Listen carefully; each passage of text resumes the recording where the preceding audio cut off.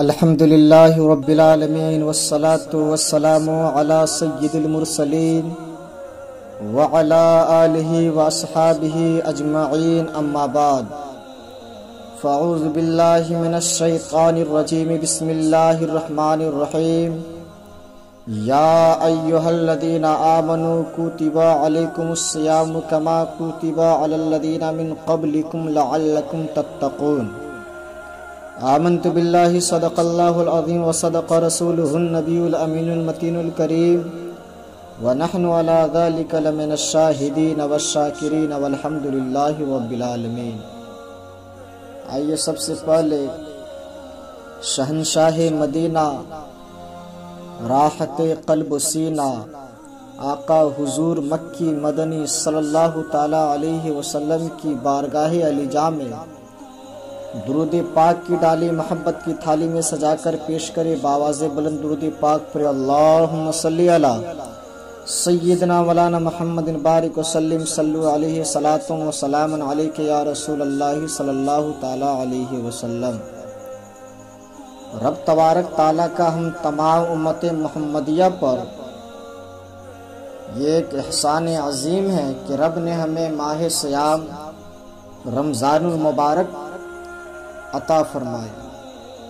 جب ماہ صیام رمضان المبارک جلوہ گر ہوتا ہے تو جنت کے 8 دروازے کھول دیے جاتے ہیں، جہنم کے دروازے بند کر دیے جاتے ہیں اور شیاطین جکڑ دیے جاتے ہیں۔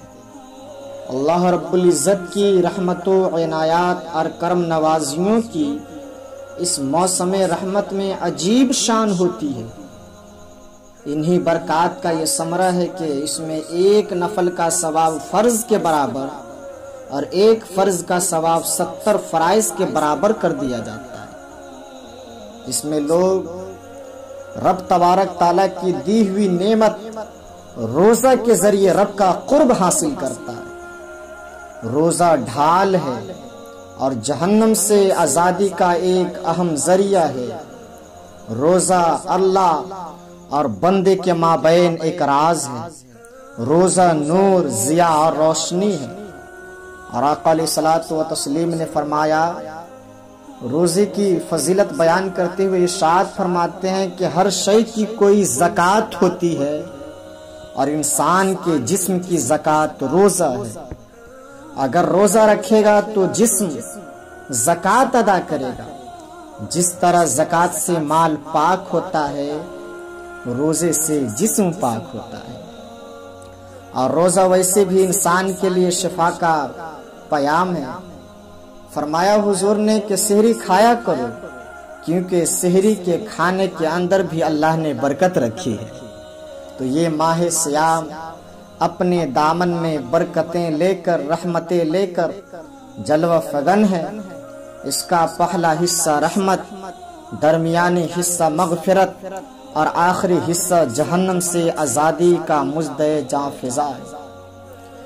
حدیث شریف میں آتا ہے کہ اللہ رب العزت میری امت کو، پیارے آقا علیہ الصلوۃ والتسلیم فرماتے ہیں کہ اللہ نے میری امت کو رمضان المبارک کے روزے کے حوالے سے 5 چیزیں ایسی عطا فرمائی ہے جو اس سے قبل کسی امت کو نصیب نہیں ہوئی۔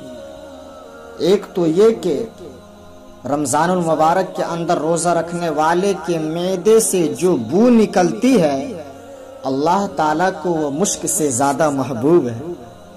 دوسری بات یہ کہ جب ماہ صیام آتا ہے تو شیاطین کو جکڑ دیا جاتا ہے۔ تیسری بات یہ کہ روزے دار جب تک روزے میں رہتا ہے، فرشتے اس کے لیے مغفرت کی دعائیں کرتے رہتے ہیں۔ اور چوتھی بات، جب ماہ صیام کی آخری رات آتی ہے تو اس کے سارے گناہوں کو بخش دیا جاتا ہے اور اس کو جہنم سے آزادی کا پروانہ مل جاتا ہے۔ بلکہ ایک صحابی نے حضور صلی اللہ تعالیٰ علیہ وسلم کی بارگاہ میں عرض کی، کیا آقا، جو یہ جہنم سے آزادی کا پروانہ مومن کو ملتا ہے، کیا یہ لیلۃ القدر کی رات ہے؟ تو آقا علیہ الصلوۃ والتسلیم نے فرمایا، نہیں۔ جب مزدور اپنی مزدوری مکمل کرتا ہے، جب اس کی دہاڑی پوری ہو جاتی ہے تو پھر اس کا مالک کچھ اسے دیتا ہے تو یہ جو اس کو بخشش اور مغفرت کا مزدہ جاں فضا دیا جا رہا ہے یہ وہی ہے، یہ اس کی مزدوری ہے۔ اور فرمایا جو لیلۃ القدر کی برکتیں ہیں نا جو اس کو حاصل ہوتی ہے اس کے علاوہ ہے۔ اور اللہ تبارک تعالیٰ نے خاص کرم نوازی فرمائی ہے بندے مومنوں پر کہ اس کو یہ بابرکت رات عطا فرمائی۔ اور پانچویں فضیلت جو اس کو دی گئی روزہ دار کو، اللہ تعالیٰ نے حضور سے قبل جو امتوں میں لوگ روزے رکھتے تھے یہ فضیلتیں ان کو نہیں عطا کی گئی تھی۔ جنت کو پورا سال مومن کے لیے راستہ و پراستہ کیا جاتا ہے۔ حضرت ابو ہریرہ رضی اللہ تعالیٰ عنہ سے ایک روایت مروی ہے جس کو امام بخاری اور امام مسلم نے اپنی صحیحین میں روایت کیا ہے۔ آقا دو عالم صلی اللہ تعالی علیہ وسلم نے فرمایا قال اللہ عز وجل، اللہ جل شانہ ارشاد فرماتا ہے کل عمل ابن آدم لہو، کہ ہر عمل جو ابن آدم کا ہوتا ہے اسی کے لیے، کل عمل ابن آدم لہو، ابن آدم کا ہر عمل اسی کے لیے، الا الصوم فانہ لی، ہاں مگر روزہ ہے جو میرے لیے رکھتا ہے، وانا اجزی بہ، اور میں اس کی جزا دوں گا، میں اس کا بدلہ دوں گا، والصیام جنۃ، اور صیام روزہ ڈھال ہے، فَإِذَا كَانَ يَوْمَ صَوْمِ أَحَدِكُمْ فَلَا يَرْفُثْ وَلَا يَسْخَبْ فَإِنْ صَابَهُ أَحَدٌ أَوْ قَاتَلَهُ فَلْيَقُلْ إِنِّي صَائِمٌ إِنِّي صَائِمٌ وَالَّذِي نَفْسُ مُحَمَّدٍ بِيَدِهِ لَخُلُوفُ فَمِ الصَّائِمِ أَطْيَبُ عِندَ اللَّهِ مِنَ الرِّيحِ الْمِسْكِ لِلصَّائِمِ فَرْحَتَانِ یفرحہما اذا افطر فرح بفطرہ واذا لقی ربہ فرح بصومہ۔ تو حضور نے فرمایا جب کوئی شخص روزہ رکھتا ہے تو اس کا یہ عمل اللہ کے لیے ہے اور اللہ تعالیٰ اس کی جزا دے گا، روزہ ڈھال ہے۔ جب کوئی شخص روزہ رکھے تو اس کے اندر کوئی اللہ کی نافرمانی نہ کرے، یہاں تک کہ اگر اس کو کوئی شخص گالی بھی دے تو یہ کہے کہ میرا روزہ ہے، میں صائم ہوں، میں روزہ رکھا ہوا ہوں۔ یہ کہہ کر لڑنے والے الجھنے والے کو اگر ٹال دے، حضور نے ارشاد فرمایا قسم ہے اس رب کی جس کے قبضے میں محمد کی جان ہے کہ روزہ دار کے معدے سے جو بو نکلتی ہے اللہ کو وہ مسک یعنی کستوری کی خوشبو سے زیادہ محبوب ہے، زیادہ محبوب ہے۔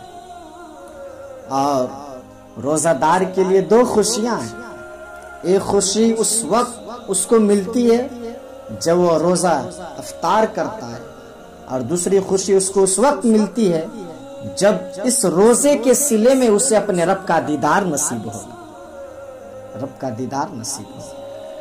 آپ یہ بات ذہن نشین رکھیں کہ اس دنیا پر سب سے بڑی دولت جو حضرت انسان کو دی گئی ہے وہ دولت ایمان ہے، اور قیامت کے دن سب سے بڑی دولت جو اہل ایمان کو دی جائیں گی وہ اللہ تعالیٰ کا دیدار ہو۔ جنت کے حور و قصور، جنت کے محلات، جنت کی عالی نعمتیں، دنیا کی کوئی دولت، دنیا کی کوئی نعمت جنت کی کسی نعمت کا مقابلہ نہیں کر سکتی۔ لیکن جنت والے جنت میں جا کر جس نعمت کو سب سے بڑا سمجھیں گے اور وہ ہوگی بھی حقیقت میں سب سے بڑی نعمت، ایسی نعمت کہ اس نعمت کے ملنے پر باقی ساری نعمتوں کو لوگ بھول جائیں گے، وہ یہ کہ رب اپنے رخے کرم سے پردہ ہٹا دے گا اور ان کو اپنا دیدار عطا فرمائے گا۔ تو یہ سب سے بڑی دولت ہے جو مومن کو آخرت میں نصیب ہوگی، یہ روزے کے صلے میں نصیب ہوگی۔ یہ روزے کا وہ ثمرہ ہے، روزے کا یہ وہ پھل ہے جو اللہ رب العزت اہل ایمان کو قیامت کے دن عطا فرمائے گا۔ عجزی بھی کا معنی یہ ہے کہ میں اس کی جزا دوں گا۔ جو روزہ دار روزہ رکھتا ہے، رب کے حکم پہ عمل کرتا ہے، رب فرماتا ہے روزہ اس کی جزا میں دوں گا۔ میں اس روایت میں آتا ہے کہ اعمال جو ہوتے ہیں نا وہ 7 طرح کے ہوتے ہیں۔ 2 اعمال ایسے ہیں کہ جو واجب کر دے، 2 اعمال ایسے ہیں جن کی جزا ان کے مثل ہے، اور 1 عمل ایسا ہے کہ جس کی جزا 10 گنا ہے، اور 1 عمل ایسا ہے کہ جس کی جزا 700 گنا ہے، اور 1 عمل ایسا ہے جس کی جزا بے حساب ہے۔ فرمایا آقا نے کہ وہ 2 عمل جو واجب کرے وہ یہ کہ اگر کسی شخص نے اللہ کی عبادت کی اور اس کے ساتھ کسی کو شریک نہیں ٹھہرایا تو وہ جنت کو یہ اعمال واجب کر دیتے ہیں، یعنی اس کو جنت کا ملنا لازم، ضروری، واجب ہے، اس کے لیے جنت ملے گی۔ اور دوسرا وہ شخص جس نے اپنے رب کے حکموں کو توڑا یہاں تک کہ اس کے ساتھ کسی کو شریک ٹھہرایا، اس کے اوپر جہنم واجب ہے۔ اور دونوں وہ عمل جن کی جزا ان کے مثل ملے گی، ایک وہ گناہ جو اس نے کیا ہے تو اس کی جزا اسی کی مثل ملے گی، اور دوسری وہ نیکی جو اس نے کی تو نہیں ہے لیکن اس کا عزم کیا تھا تو اس کو بھی 1 نیکی کا ثواب دے دیا جائے گا۔ اور 1 عمل وہ ہے جس کے بدلے کے اندر 10 گنا اس کو اجر دیا جاتا ہے، اور فرمایا اس سے مراد نیک اعمال ہے، اور فرمایا کہ جو اس کا 6ٹھا عمل ہے ویسا ہے کہ جس کے بدلے کے اندر اس کو 700 گنا اجر دیا جاتا ہے، اور وہ راہ خدا میں صدقہ کرنا ہے۔ اور فرمایا 1 عمل ایسا ہے کہ جس کی جزا دنیا میں کوئی حساب ہی نہیں لگا سکتا، کوئی حساب ہی نہیں، اور وہ بندے کا اللہ کے حضور اپنے روزوں کے ساتھ پیش ہو جائے۔ تو روزہ ایک ایسا عمل ہے کہ جس کی جزا کا کوئی حساب ہی نہیں ہے، تو یہ اللہ تعالیٰ کے علم میں ہے کہ وہ اپنے بندے کو کتنی اس کی جزا اور کتنا اس کا صلہ عطا فرماتا ہے۔ یہ تو اجر نیکی کا ہے کہ رب تبارک تعالیٰ بے حساب اپنے بندے کو نوازے گا۔ اور آقا دو عالم صلی اللہ تعالیٰ علیہ وسلم نے ارشاد فرمایا کہ وہ ڈھال ہے اور جہنم سے بچنے کا ایک مضبوط قلعہ ہے۔ روزے کے من جملہ ثمرات میں سے ایک ثمرہ مرتبہ احسان کا حاصل ہونا ہے۔ مرتبہ احسان کیا ہے، اس پہ میں حدیث جبرائیل آپ کے سامنے رکھتا ہوں، جس کو امام بخاری اور دیگر ائمہ احادیث نے ذکر کیا ہے۔ مسجد نبوی کا ماحول تھا، مدینہ شریف کی فضائیں تھی، صحابہ حضور کی صحبت میں جلوہ فراز تھے، نور بٹ رہا تھا، اجالے اتر رہے تھے، صحابہ کے من روشنی سے مالا مال تھے کہ حضرت عمر فاروق رضی اللہ تعالیٰ عنہ فرماتے ہیں کہ ایک شخص آیا جس کی گھنی سیاہ داڑھی تھی، اس کا سفید لباس تھا، ہم میں سے کوئی اسے جانتا بھی نہیں تھا، لیکن اپنے وجود کی تر و تازگی کی وجہ سے وہ مسافر بھی نہیں دکھائی دیتا تھا، کیونکہ مسافر ہوتا تو آثار سفر اس کے بدن سے ظاہر ہوتے، لگتا تھا جس طرح یہی کسی گلی سے نکل کر آیا ہے، لیکن چونکہ وہ وہاں کا رہنے والا تھا نہیں، ہم میں سے کوئی اسے پہچانتا بھی نہیں تھا۔ اب وہ آقا دو عالم صلی اللہ تعالی علیہ وسلم کی خدمت میں آیا، فَأَسْنَدَ رُكْبَتَيْهِ إِلَى رُكْبَتَيْهِ، اور وہ اپنے گھٹنوں کو جوڑ کر حضور کے گھٹنوں کے ساتھ ملا کر بیٹھ گیا، اور حضور علیہ الصلوۃ والتسلیم سے عرض کرتا ہے کہ حضور مجھے خبر دیجئے کہ ایمان کیا ہے۔ تو حضور صلی اللہ تعالی علیہ وسلم نے ارشاد فرمایا کہ ایمان یہ ہے کہ تو اللہ پر ایمان لائے، اس کے رسول پر ایمان لائے، پچھلی کتابوں پر ایمان لائے، اچھی بری تقدیر پر ایمان لائے، فرشتوں پر ایمان لائے۔ بتایا حضور نے، تو اس نے کہا صدقتا، آپ نے سچ کہا۔ حضرت عمر فاروق کہتے ہیں کہ ہمیں بڑا تعجب ہوا کہ خود ہی سوال کرتا ہے اور خود ہی تائید کرتا جاتا ہے. پھر کہنے لگا اسلام کیا ہے؟ تو حضور علیہ الصلوۃ والتسلیم نے ارشاد فرمایا اسلام یہ ہے کہ تو نماز پڑھے، روزہ رکھے، حج کرے، زکوٰۃ ادا کرے. یعنی یہ اراکین اسلام کہے جاتے ہیں، اس کو اراکین اسلام کہا جاتا ہے. تو پھر وہ کہنے لگے آپ نے سچ کہا. پھر حضرت عمر فاروق کہتے ہیں کہ ہمیں تعجب ہوا کہ خود ہی بات کہہ رہا ہے اور خود ہی پھر اس کی تصدیق بھی کر رہا ہے. پھر وہ پوچھتا ہے مل احسان، یا رسول اللہ احسان کیا ہے؟ تو حضور علیہ الصلوۃ والتسلیم نے جواباً ارشاد فرمایا ان تعبد ربک کأنک تراہ. احسان یہ ہے کہ تو اللہ کی عبادت اس طرح کرے گویا کہ تو اسے دیکھ رہا ہے. اور اگر یہ کیفیت تمہیں نصیب نہ ہو تو کم از کم یہ کیفیت نصیب ہو جائے کہ وہ تجھے دیکھ رہا ہے، وہ تجھے دیکھ رہا ہے. تو وہ کہنے لگا ہاں آپ نے سچ کہا. پھر اس کے بعد انہوں نے قیامت کی کچھ نشانیوں کے بارے میں حضور سے سوال کیا. تو حضور صلی اللہ تعالی علیہ وسلم نے جواب مرحمت فرمایا. جب وہ شخص اٹھ کے چلا گیا تو حضور صلی اللہ تعالی علیہ وسلم نے فرمایا عمر جانتے تھے یہ شخص کون ہے؟ کہا اللہ و رسولہ عالم، کہ اللہ اور اس کے رسول ہی خوب جانتا ہے. آقا علیہ الصلوۃ والتسلیم نے فرمایا ھذا جبرائیل، یہ حضرت جبرائیل تھے جو تمہیں تمہارے ٹھکانے کے لیے آئے تھے. حضرات جبرائیل نے جب امت کو دین سکھایا تو سب سے پہلے یہ بات سکھائی کہ حضور کی چوکھٹ پہ بیٹھنے کا ادب کیا ہے.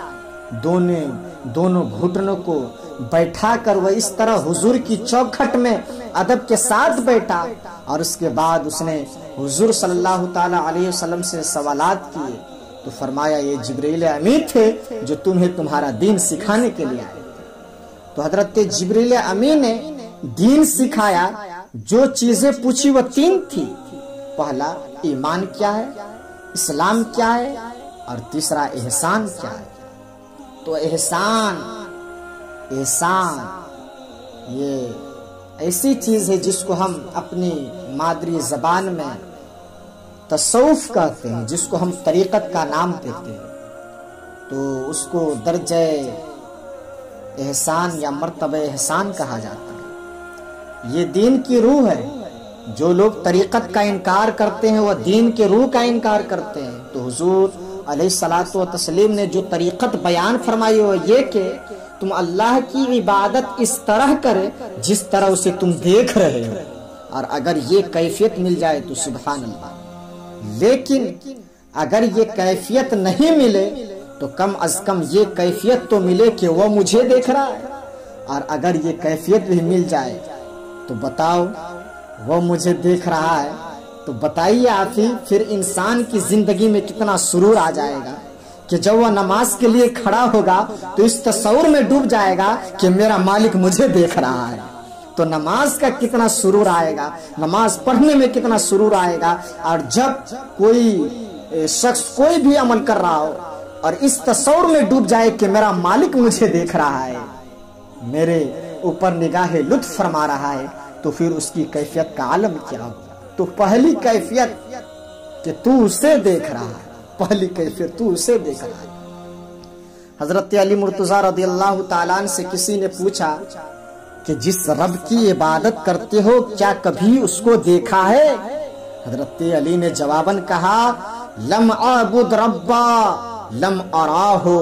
اے صاحب کبھی کبھی کی بات کیا کرتا ہے. علی تو اتنی دیر تک سجدے سے سر ہی نہیں اٹھاتا جب تک اس کے جمال جہاں آرا سے فیضیاب نہیں ہو جاتا. حضرت داتا گنج بخش علی حجوری علیہ رحمت رضوان کشف المعجوب کے اندر ایک حدیث نقل فرماتے ہیں کہ حضور علیہ الصلوۃ والتسلیم نے فرمایا کہ فاقہ کشی اختیار کرو اور بھوک اور پیاس برداشت کرو. ممکن ہے کہ اس دنیا کے اندر تم اپنے دل کی آنکھوں سے اپنے رب کا مشاہدہ کر لو گے. تو یہ جو مرتبہ احسان ہے جو مومن کا مقصود ہے اس کو حاصل ہوگا روزہ رکھنے سے. اور اگر چلو کسی روزہ دار کو یہ کیفیت نہ ملے کہ وہ اپنے رب کے جمال جہاں آڑا کو دیکھ لے، اس کے جلووں کو دیکھ لے، اس کی دیدار کی دولت سے مالا مال ہو جائے، اس کا دل اس کی محبت میں ایسا ڈوبے کہ وہ جدھر دیکھے اس کے جلوے ہی کو دیکھتا چلا جائے۔ اگر روزے دار کو ایسی دولت نہ بھی نصیب ہو تو کم از کم روزہ دار کو یہ دولت تو ضرور ملے گی کہ وہ اس احساس میں ڈوب جائے گا کہ میرا رب مجھے دیکھ رہا ہے۔ گنہگار سے گنہگار شخص بھی کڑپتی ہوئی دھوپ ہے، دوپہر یعنی ٹھنڈا پانی بھی دستیاب ہے، یعنی کمرے میں اکیلا موجود ہے، اس کے باوجود ایک گھونٹ پانی بھی حلق سے نیچے نہیں اتار رہا۔ کیوں صاحب؟ اس لیے کہ میرا مالک مجھے دیکھ رہا ہے۔ تو یہ احساس تجھے آیا، احساس اس سے آیا کہ میرا رب مجھے دیکھ رہا ہے۔ کاش کے رمضان میں نور ہم سب کو نصیب ہوتا۔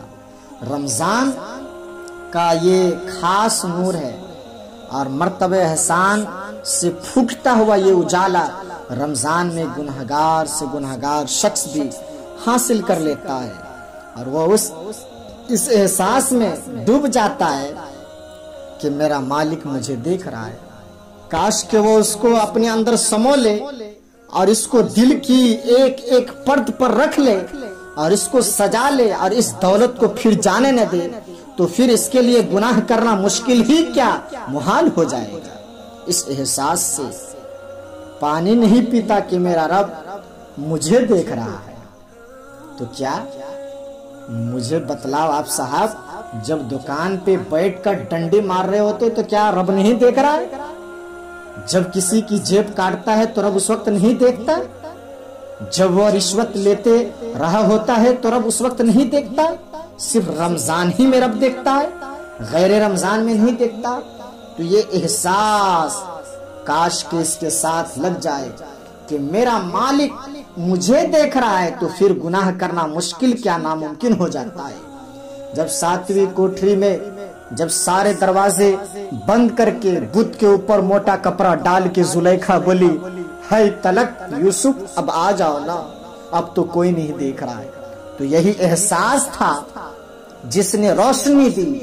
قال معاذ اللہ، کہا اللہ کی پناہ، تو اپنے معبود سے موٹی چادر ڈال کر چھپ گئی، لیکن میرا خدا تو 7ویں کوٹری میں بھی دیکھ رہا ہے۔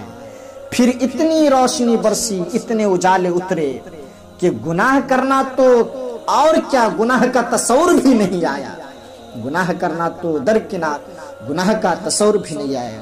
تو یہ یقین، اذعان کہ میرا مالک مجھے دیکھ رہا ہے، تو انسان کے لیے گناہ کو مشکل ہی کیا ناممکن بنا لیتا ہے۔ تو حضرات، رب تبارک تعالی